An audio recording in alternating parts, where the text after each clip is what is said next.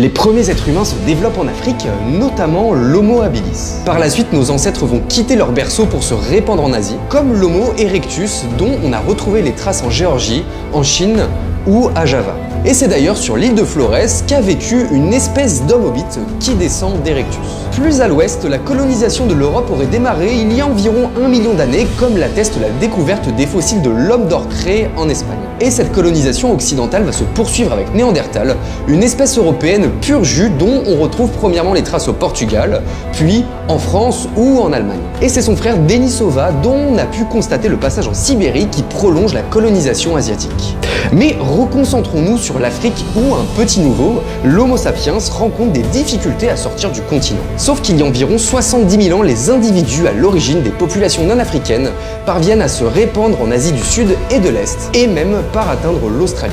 Par la suite, ils colonisent une partie de l'Asie centrale et attendent quelques temps avant d'aller jusqu'à l'ouest de l'Europe. Finalement, la fonte des glaciers lui permet d'aller en Amérique, l'avant-dernier continent découvert par notre espèce. Par la suite, ils formeront les premières sociétés agricoles, puis les premières civilisations sur lesquelles j'ai déjà fait une vidéo, donc n'hésite pas à t'abonner.